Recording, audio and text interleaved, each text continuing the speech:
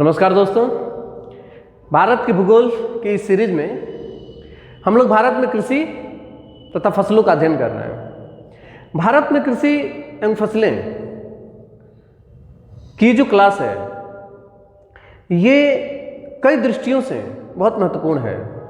आपके प्रतियोगी परीक्षाओं में कृषि विज्ञान से संबंधित सवाल बनते हैं। इसके अलावा भारत के भूगोल में भी कृषि एवं फसलों से सवाल बनते हैं। इसके अलावा कृषि अर्थव्यवस्था से भी अर्थव्यवस्था में सवाल बनते हैं। इसके अलावा जो लेखपाल की परीक्षा होती है इसमें एक टॉपिक होता है ग्रामीण परिवेश। तो ग्रामीण परिवेश में भी भारत में कृषि एवं फसलों से सवाल उठाए जाते हैं। इन विभिन्न जो टॉपिक हैं आपके, जहाँ से आपकी प्रतियोगी परीक्षाओं में सवाल बनते हैं, उन सभी की दृष्टि से हम लोग भारत में कृषि एवं फसलों का अध्ययन कर रहे हैं। आज की जो क्लास है ये भारत में कृषि एवं फसलों की 5वीं क्लास है। इसके पहले हमने भारत में कृषि एवं फसलों की 4 क्लासेस करा दी हैं। यदि आपने उसे नहीं देखा है तो ज़रूर देख लें, क्योंकि आपके प्रतियोगी परीक्षा के दृष्टि से जो मैंने टॉपिक बताए हैं उन सबसे सवाल बनते हैं। इसलिए कृषि और फसलें बहुत ही महत्वपूर्ण टॉपिक हो जाता है। आइए प्रारंभ करते हैं आज की क्लास। आज की क्लास में हम लोग जो तिलहन है, भारत में तिलहन, इसका अध्ययन करेंगे। इसके अलावा जो भारत में नकदी फसलें अर्थात व्यापारिक जो फसलें होती हैं उनका अध्ययन करेंगे। व्यापारिक फसलों का आज की क्लास में हम लोग शुरुआत करेंगे और इसके बाद के क्लासेस में व्यापारिक फसलें और कराई जाएंगी। जैसे व्यापारिक फसलों में कपास, रबड़, गन्ना, जूट, चाय, तंबाकू, कहवा, अर्थात वो फसलें जिसका हम सीधे इस्तेमाल नहीं करते हैं, उसे किसी न किसी फैक्ट्री में, किसी न किसी मिल में दिया जाता है और उसके बदले में मिल के द्वारा पैसा किसानों को दिया जाता है। तो इस तरीके की फसलें जिसे इंसान बेचता है, जिसे किसान जो है बेच करके और नकदी पैसा लेता है, तो इस तरह की फसलों को नकदी फसल कहा जाता है, जो व्यापारिक तौर पर इस प्रयोग की जाती हैं। ठीक है ना। जैसे कि गन्ना है, चीनी उद्योग में काम आता है। जैसे कि कपास है, कपड़ा उद्योग में काम आता है। तो इस तरीके की जो फसलें हैं इन्हें व्यापारिक फसलें कहते हैं। इनका अध्ययन हम लोग आज शुरू करेंगे और इसके बाद जैसे कि आज की क्लास में हम लोग कपास पर बात कर लेंगे और रबड़ पर बात कर लेंगे। इसके अलावा गन्ना, जूट, चाय, तंबाकू, कहवा और इत्यादि और भी जो व्यापारिक फसलें हैं उन पर हम लोग इसके बाद की क्लास में चर्चा करेंगे। ठीक है ना। जो खाद्यान्न था, तो खाद्यान्न में हमने खाद्यान्न फसलें अर्थात धान और गेहूं करा दिया है। उसके बाद जो दलहन है, हमने दलहनों पर भी चर्चा कर लिया है। आज की क्लास में हम लोग तिलहन और मुख्यतः जो नकदी फसलें हैं इसका अध्ययन करेंगे। आइए प्रारंभ करते हैं। सबसे पहले तिलहन फसलें। ठीक है ना। तिलहन की जो उपयोगिता है भारत में, ये काफ़ी अनुपजाऊ और कम वर्षा वाले क्षेत्रों में उत्पादित किया जाता है। अनुपजाऊ और जो कम वर्षा वाले क्षेत्र हैं वहाँ पर इनको ज़्यादातर उगाया जाता है। भारत में जो कम उपजाऊ और वर्षा वाले जो क्षेत्र हैं वो मुख्यतः कौन कौन से हैं आप देखेंगे तिलहन के आधार पर मध्य प्रदेश, गुजरात, राजस्थान, कर्नाटक, तमिलनाडु। ठीक है ना। तो मुख्यतः राजस्थान और गुजरात, ये भारत में कम उपजाऊ क्षेत्र हैं और कम वर्षा वाले क्षेत्र हैं। इसके अलावा देख रहे हैं कर्नाटक और तमिलनाडु भी है। कर्नाटक और तमिलनाडु, तो कर्नाटक और तमिलनाडु का जो हिस्सा है यहाँ पर भी भारत में कम वर्षा होता है, पठारी क्षेत्र है ये। तो भारत में वो स्थान जहाँ पर कम उपजाऊ जमीन है और वर्षा भी कम हो रहा है, तो वहाँ पर हम तिलहन उगाते हैं। इसके पीछे ये कारण नहीं है कि तिलहन ऐसे ही वातावरण में होता है, ऐसा बिल्कुल नहीं है। चूंकि भारत में जो खाद्यान्न है जैसे कि धान और गेहूं, मुख्यतः धान और गेहूं, इसे हम लोग भारत में जो उपजाऊ भूमि है वहां पर उगाते हैं, क्योंकि भारत में सबसे ज्यादा खाद्यान्न की खपत है। अर्थात उपयोगिता के आधार पर देखा जाए तो खाद्यान्न की खपत जो होती है वो सबसे ज़्यादा होती है। यही कारण है कि भारत में जो सबसे ज़्यादा उपजाऊ जमीन है, जैसे कि उत्तर भारत का मैदान, उत्तर भारत का मैदान या फिर हमारे तटीय क्षेत्र, जो तटीय मैदान है, पश्चिमी तटीय मैदान तथा पूर्वी तटीय मैदान। इन तटीय मैदानों में हम लोग खाद्यान्न उगाते हैं, अर्थात धान अथवा गेहूं उगाते हैं, ठीक है ना। इसके बाद उपयोगिता के आधार पर खाद्यान्न के बाद दूसरा स्थान जो है वो तिलहन का आता है। लेकिन तिलहन चूंकि उपयोगिता के आधार पर दूसरे स्थान पर आता है, तो इस वजह से जो भारत में दूसरी भूमियां बच जाती हैं जो कम उपजाऊ हैं, वहां पर हम तिलहन लगा देते हैं, क्योंकि हमारे पास खाद्यान्न उगाने के लिए जो जमीन है वहां पर अगर हम तिलहन उगा देंगे या दलहन उगा देंगे तो खाद्यान्न नहीं हो पाएगा और खाद्यान्न की आपूर्ति हम नहीं कर पाएंगे भारत में। इसलिए जरूरी होता है कि दलहन हो या तिलहन हो, इसको हम उन स्थानों पर उगाएंगे जहां पर खाद्यान्न हम नहीं उगा सकते, ठीक है ना। तो यही कारण है कि भारत में जो कम उपजाऊ जगह है या फिर जो वर्षा के आधार पर सबसे वर्षा वहां पर कम हो रहा है, तो वहां पे हम दलहन या तिलहन उगाते हैं, ठीक है ना। क्षेत्रफल के आधार पर अगर देखा जाए, जो भारत का कुल क्षेत्रफल है, तो उसमें खाद्यान्न फसलों के बाद अर्थात धान, गेहूं, मक्का, ये जो खाद्यान्न फसलें हैं, खाद्यान्न फसलों के बाद तिलहन उत्पादन में भारत का दूसरा स्थान है। भारत का दूसरा स्थान है वैश्विक आधार पर, ठीक है ना। अर्थात भारत में खाद्यान्न, धान और गेहूं सबसे अधिक, और उसके बाद दूसरा स्थान जो है वो तिलहन उत्पादन का है, ठीक है ना। जैसे जैसे हमने लिखा है आप इसी तरीके से इसको लिख भी लीजिएगा, ठीक है ना। अगला है कि तिलहन उत्पादन में भारत में मध्य प्रदेश का प्रथम स्थान है। मध्य प्रदेश का भारत में तिलहन उत्पादन में पहला स्थान है। अगला पॉइंट है कि सरसों रबी की फसल है, अर्थात इसे शीत ऋतु में लगाया जाता है। रबी मतलब शीत ऋतु, तो सरसों रबी की फसल है, जबकि मूंगफली और सोयाबीन खरीफ की फसल है। भारत में सोयाबीन की बहुत अधिक उपयोगिता है, क्योंकि सोयाबीन जो है ये दलहन में भी आता है और तिलहन में भी आता है। सोयाबीन में मध्य प्रदेश का प्रथम स्थान है, यही कारण है कि मध्य प्रदेश को सोया प्रदेश कहा जाता है। तो मूंगफली और सोयाबीन जो है ये खरीफ की फसल है, अर्थात इसे ग्रीष्म ऋतु में लगाया जाता है, ठीक है ना। अगला पॉइंट है कि भारत में तिलहन में सर्वाधिक उत्पादन सोयाबीन के बाद मूंगफली का होता है। अर्थात भारत में जो तिलहन उत्पादन हो रहा है, तो तिलहन में सबसे अधिक तिलहन जो है हम सोयाबीन का करते हैं। तिलहन उत्पादन में सोयाबीन सबसे अधिक होता है भारत में, दूसरे नंबर पे मूंगफली होता है। दूसरे नंबर पे मूंगफली। आपने रिफाइन का नाम सुना होगा, रिफाइन ऑयल जो होते हैं ये किससे बनते हैं? सोयाबीन से हैं, ठीक है ना। या फिर मूंगफली का तेल होता है वो, या फिर वो सोयाबीन का तेल होता है, ठीक है। अगला है कि मूंगफली एक स्वपरागित फसल है। मूंगफली एक स्वपरागित फसल है। स्वपरागित फसल होने का क्या तात्पर्य है कि दूसरे फूलों के साथ जो पौधे होते हैं उनमें जो विकास होता है, उनकी जो बढ़ोतरी होती है, वो परागम की प्रक्रिया से होता है, लेकिन और वो दूसरे फूलों के साथ परागम करते हैं, ठीक है ना।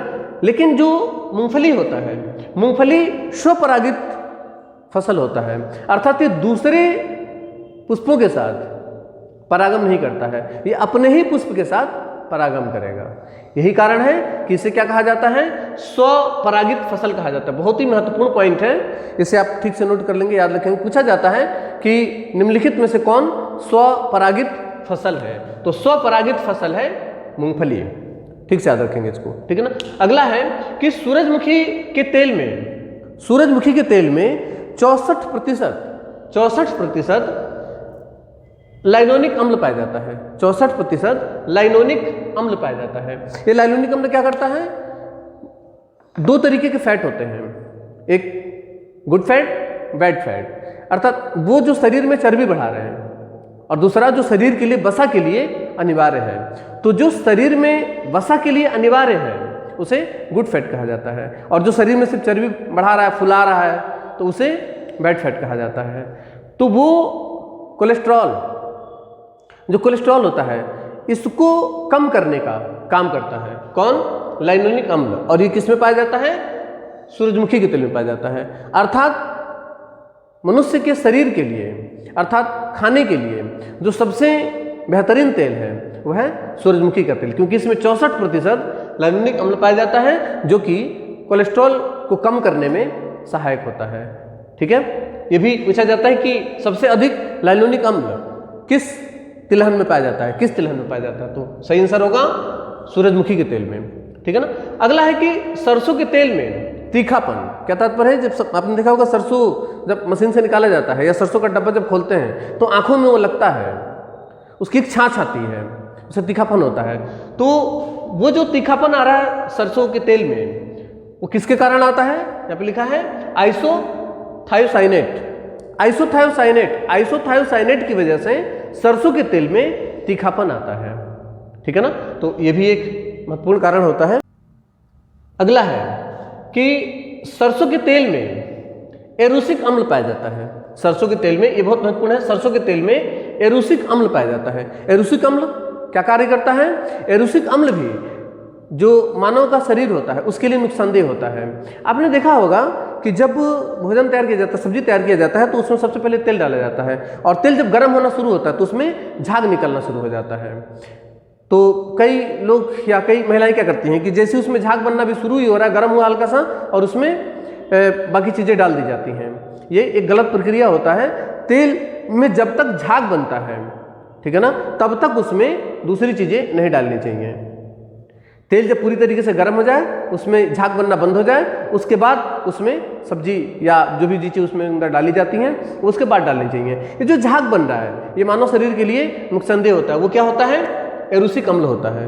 वो जो है एरुसिक अम्ल होता है। और यही जब गर्म होने के बाद जब पूरी तरीके से समाप्त हो जाता है, उसके बाद जब उसमें हम दूसरी चीज़ें डालते हैं, सब्जी बनाते हैं, तो वो फायदेमंद होगा। लेकिन अगर वो झाग पूरी तरीके से समाप्त नहीं हुआ है और उसके बाद हम बना देते हैं तो ये मानव शरीर के लिए एरुसिक अम्ल होता है वो, और वो नुकसानदेह होता है। ठीक है, ये रहा तिलहन। इसके अलावा कुसुम का भी एक तेल होता है, और कुसुम का तेल वाटरप्रूफ जो कपड़े होते हैं, लिख लीजिएगा, कुसुम का तेल वाटरप्रूफ कपड़े बनाने में उपयोग किया जाता है। कुसुम का तेल वाटरप्रूफ कपड़े बनाने में उसका उपयोग किया जाता है। ठीक है ना। इसके बाद तिलहन उत्पादन में जो अग्रणी राज्य हैं भारत में, ये मैंने यहाँ पर लिखे हैं, आप देख लीजिए। कुल तिलहन यानी जो सभी तिलहन हैं उसके आधार पर अगर देखा जाए तो मध्य प्रदेश का पहला स्थान है। सभी प्रकार के तिलहन को समग्र रूप से पूछा जाएगा कि भारत में तिलहन सबसे ज्यादा किस राज्य में होता है, या तिलहन उत्पादन में भारत में जो प्रथम स्थान हो किस राज्य का, तो सही आंसर है मध्य प्रदेश का। इसके बाद सोयाबीन, मैंने बताया था सोया प्रदेश कहा जाता है मध्य प्रदेश को, तो सोयाबीन उत्पादन में भी मध्य प्रदेश का पहला स्थान है। इसके बाद मूंगफली उत्पादन में गुजरात का पहला स्थान है। मूंगफली उत्पादन में गुजरात का पहला स्थान।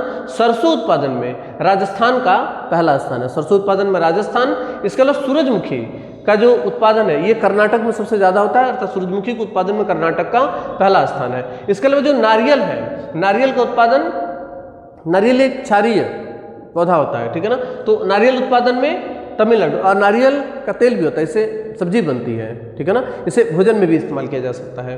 कहीं आप सोचे नारियल सिर्फ सिर में लगाने का होता है, ऐसा कुछ नहीं है। तो नारियल का जो तेल है ये सब्जी बनाने के भी काम में आता है, तो ये सबसे अधिक तमिलनाडु में होता है।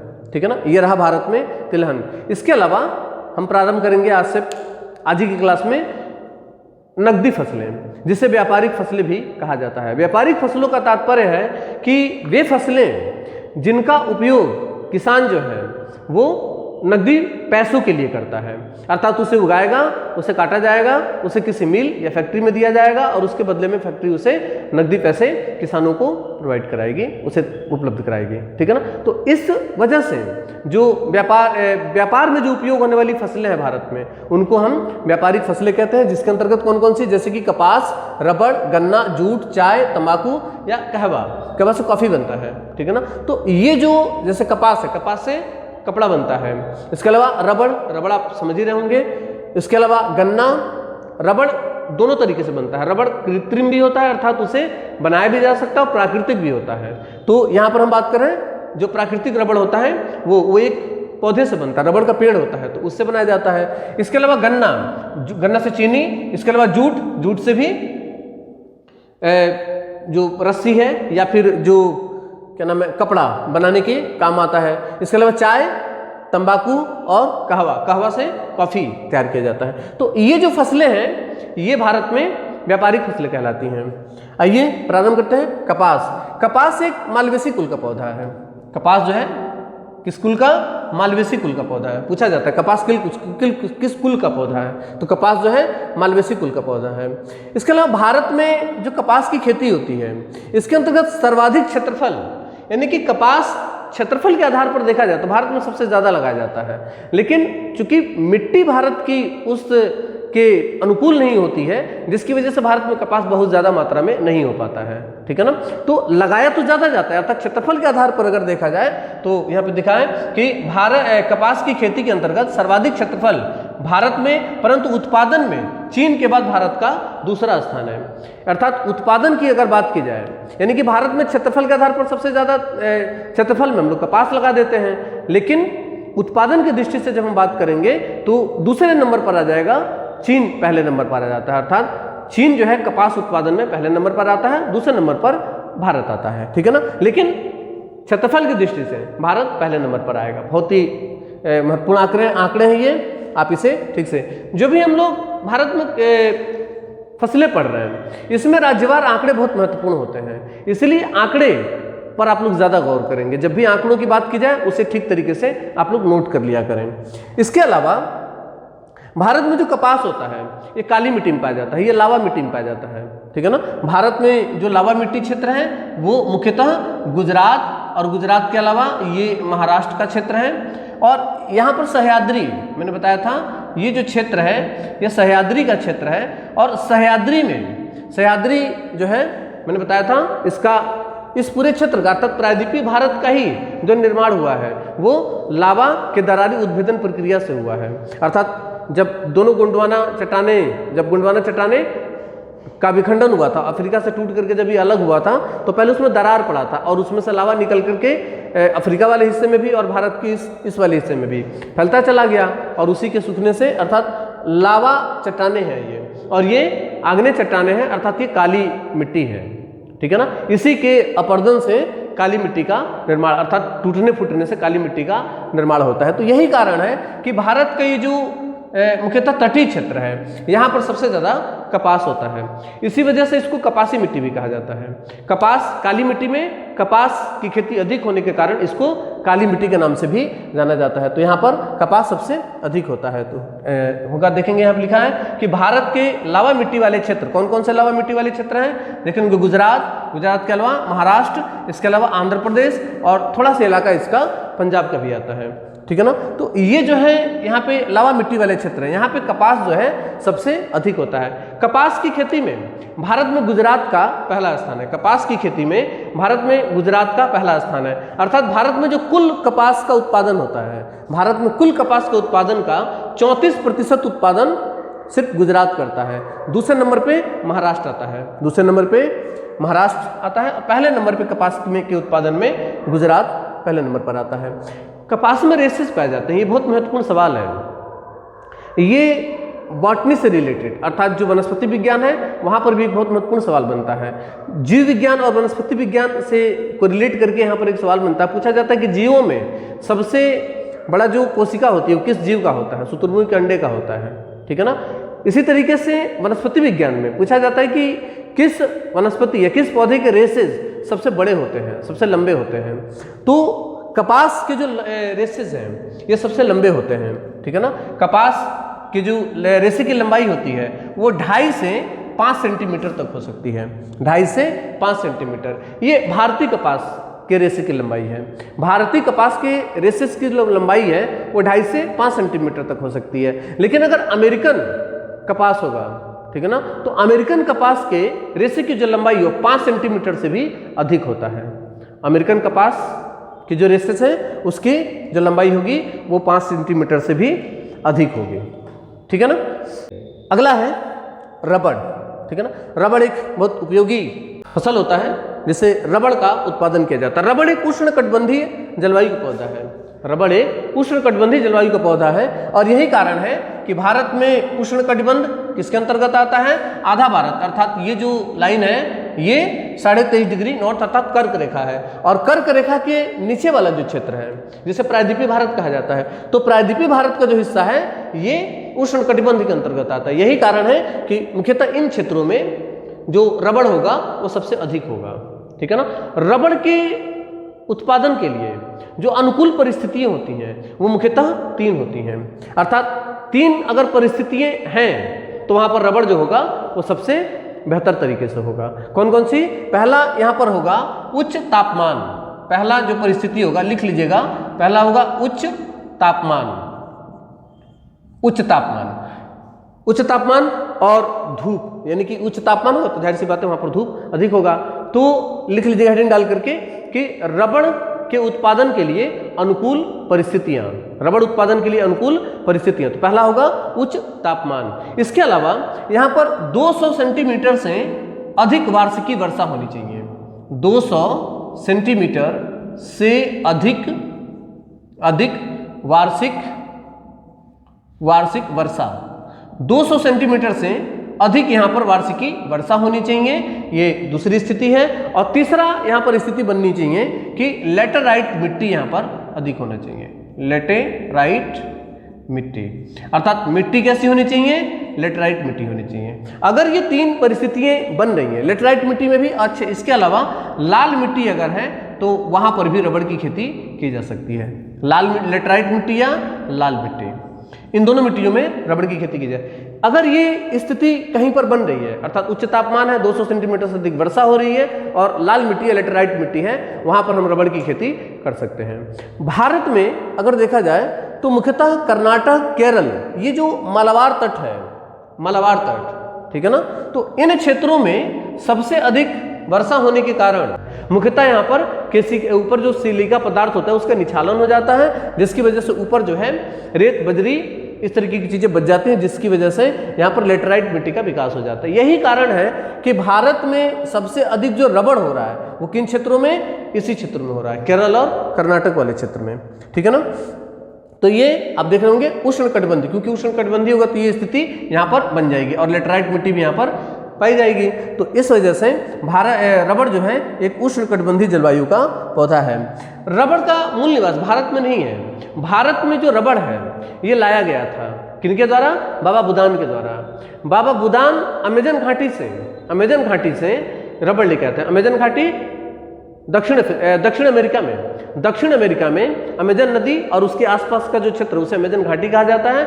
मुख्यतः जो रबड़ है वो वहां का पौधा है और वहां से भारत लाया गया था। और भारत में इसे मुख्यतः यहाँ पे कर्नाटक में एक पर्वत है जिसका नाम है कुदेमुख पर्वत यहाँ पर लगाया गया था रबड़ सर्वप्रथम, सबसे पहली बार। और उसके बाद यहीं से ये मुख्यतः कर्नाटक और केरल वाला जो क्षेत्र है यहाँ पर इसका विस्तार हुआ था। तो भारत में जो रबड़ है वो इस तरीके से आया था। इसका मूल स्थान जो है वो कहाँ है?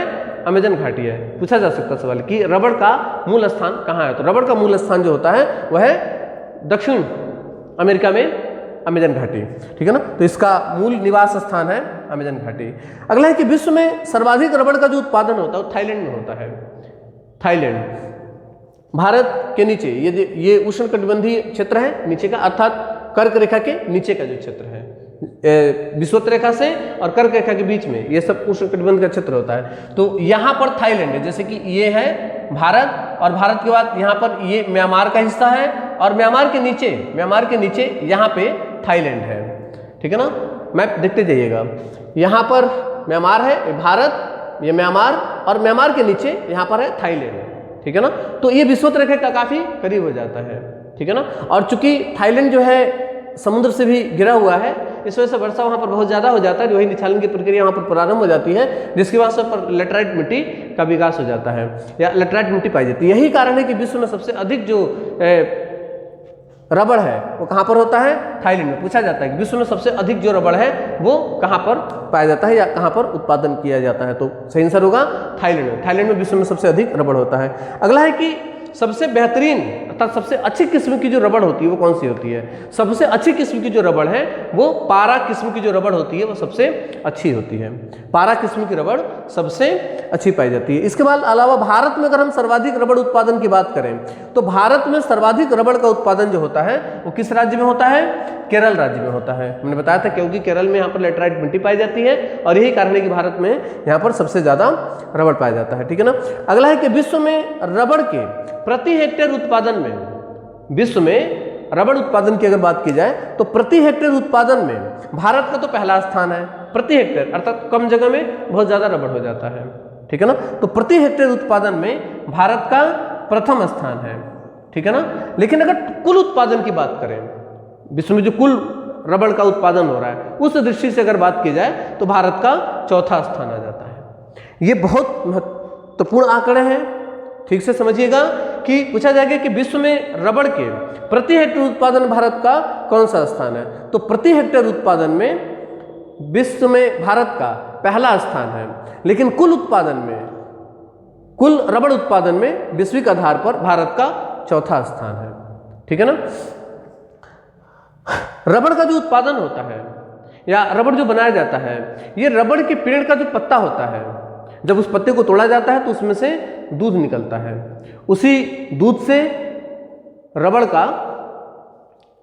बनाया जाता है, ठीक है ना। यहाँ पे लिखा है, आप देख सकते हैं कि रबड़ का उत्पादन रबड़ के पेड़ के पत्ते के दूध, जिसे क्या बोला जाता है, लेटेक्स, ठीक है ना, से निकाला जाता है, ठीक है ना। वो जो पत्ते को तोड़ेंगे तो उसमें से जो दूध निकलेगा उसी से ही विभिन्न रासायनिक प्रक्रियाओं से होने के बाद उसमें से रबड़ तैयार किया जाता है, जो कि प्राकृतिक रबड़ होता है। इसके अलावा कृत्रिम रबड़ होते हैं जिसे फैक्ट्रियों के द्वारा, कंपनियों के द्वारा बनाए जाते हैं, ठीक है ना।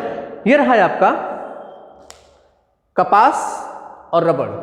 तो जो कुल व्यापारिक फसलें हैं अर्थात नकदी फसलें, इसमें कपास हो गया और रबड़ हो गया। इसके अलावा इसकी अगली जो क्लास होगी उसमें गन्ना, जूट, चाय, तंबाकू और कहवा पर हम लोग मुख्यतः चर्चा करेंगे, ठीक है ना। तो मिलते हैं अगली क्लास में, तब तक के लिए नमस्कार, धन्यवाद, जय हिंद।